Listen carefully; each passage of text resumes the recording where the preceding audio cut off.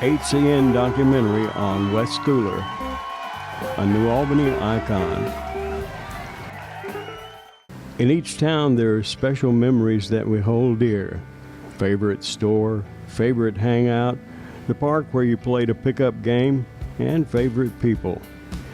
In New Albany, for those growing up in the 1950s and 60s, there are several people that come to mind. But the person we're going to talk about today is one people remember by not just name or sight, but by sound.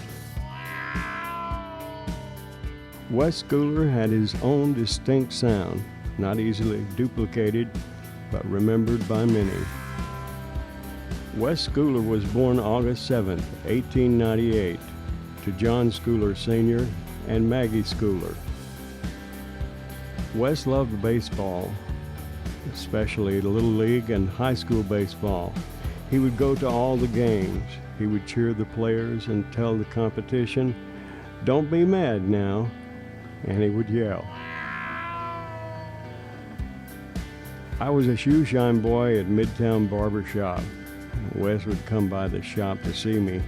He knew if I was having a good day, I would give him a quarter to hear him yell. Then at the Little League baseball games, he would yell, "Boy, you better hit that ball." Wes was a man who took what he had and did what he could.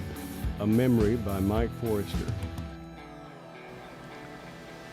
Yes, Wes was a huge baseball fan. He went to all the games, even the away games. He would catch a ride with whoever he could. The two stories of Tupelo were unusual for that time in our history. Played baseball all my life from probably 7 years old. That's when I had the pleasure of meeting Wes, and we became friends, and he followed me the whole time until I left here as a senior in 1961. 62 actually, last baseball season was 62. But we were very close friends, and I took Wes pretty much everywhere we went, and he on all the baseball trips. Wes would ride with me. Back in those days, you didn't go on a bus; you went in cars. I had a lot of time with Wes, and fortunately, I had a convertible, and he really liked that convertible. So a lot of times we'd ride around after practice up in high school now, and we'd go to Cheryl's, which certainly doesn't exist anymore, and get him something to drink and all, and then make sure he got home okay, and we just became friends. In Corinth, where I've lived for a long time, in Pickwick, they still ask about Wes. Do you remember Wes? Yeah, and they hated Wes. He intimidated them with the single words of "Don't get mad now." No matter where we went or what we did or who we were playing, that was his call, and he'd say, "Now, don't get mad now." And so all the schools, especially Tupelo and Corinth, they really loved for Wes to come, but they didn't like Wes that day, but they liked Wes later. Where that backstop is now is in proximity to kind of where the backstop was then. Of course, the football field started primarily where the new part of this building is, and the field house and all was in the old section right behind where the new section's built, and there was a hill coming down, and where those buses are parked there would have been part of the football field at that time.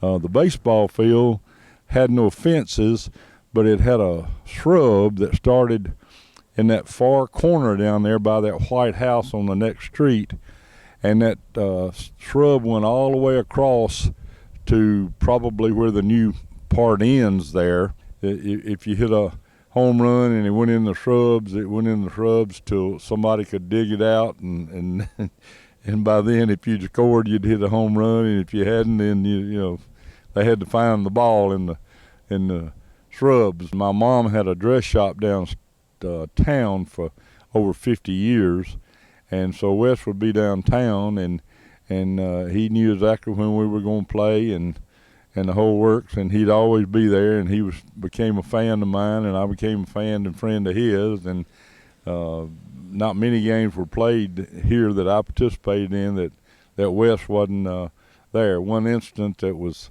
kind of funny, and I still think about it even at the age I am now, and that was I hit a home run one day.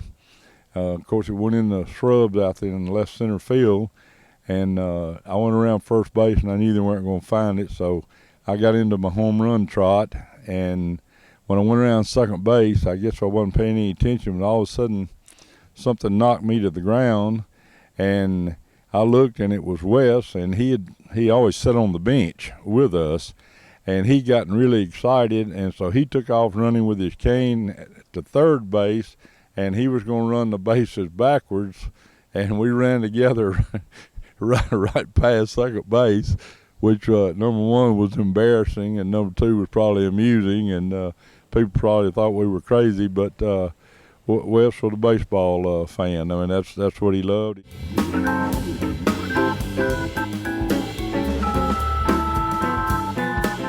I recall taking, we played Tupelo in Tupelo, and we had won the game. We were all excited and I think we'd beaten Tupelo. I think that's who we were playing that day, but it was in Tupelo.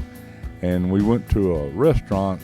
We were going to stop there. Everybody that took a car was going to stop there, and we were going to get something to eat. So we don't even think anything about it. Wes is one of us. And so we go into the restaurant, and we all sit down, and we're waiting to be waited on. And the owner, came and said that Wes couldn't sit there in the restaurant. And our answer to him was, well, if Wes can't sit here, then we can't sit here. So probably 15 people got up and walked out. Nobody was upset or mad or anything, but that's how much we thought of Wes. And in tribute to that, of course, history proves when he passed away, there wasn't hardly a church here that could hold the kids, and they were in their baseball uniforms and this, that, and other. But he was the town mascot, I guess you would say. A good man with a good heart, and his mind was good, even though people thought something was wrong with him, and he even got locked up in Tupelo for public drunkenness, and he was no more drunk than anything. They just thought he was drunk, and Mr. Ben Taylor had to go over and get him out. So Wes is just a part of New Albany baseball, and he always will be, and it's been many, many years. My pleasure to be any part of Wes's life, because he was certainly a part of my life for many, many years. So I wouldn't miss this for the world.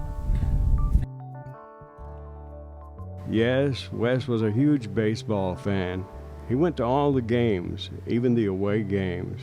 He would catch rides with whoever he could. The two stories of Tupelo were not unusual for that time in our history. We believe it is better now. As children, some people were afraid of him. He was loud, but they realized as adults that Wes was just a larger-than-life character that liked to let others know that he was around. Although some thought Wes was mentally handicapped, he was a lot sharper than what some folks gave him credit for. My mom, Earlene, fed Wes and looked after him in general. He would always rattle the door when he walked by the store to make sure it was locked. One time she forgot to lock it, and Wes went and got the police to call her. He never let her live that down. When he died, his baseball cap, a trophy the city had given him, declaring him New Albany's biggest fan, and various other treasures were still in Mom's store. I gave them to the museum and hope to see them on display one day.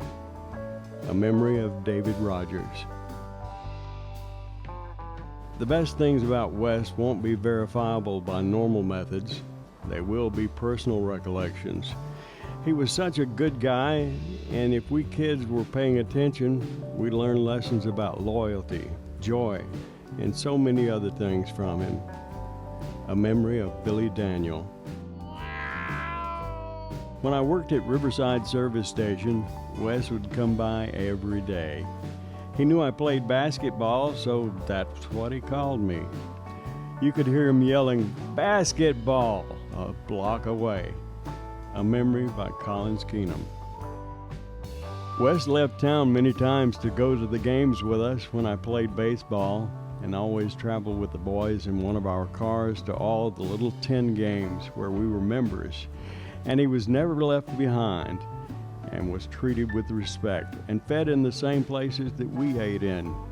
I can just see him running the bases in his pink suit and cane on his arm, sometimes even sliding into a home base. A memory by Charles Browning. I met Wes in 1953 when working at Katz Walgren Agency Drugs. I remember his trademark yell, seeing him on his favorite viewing seat.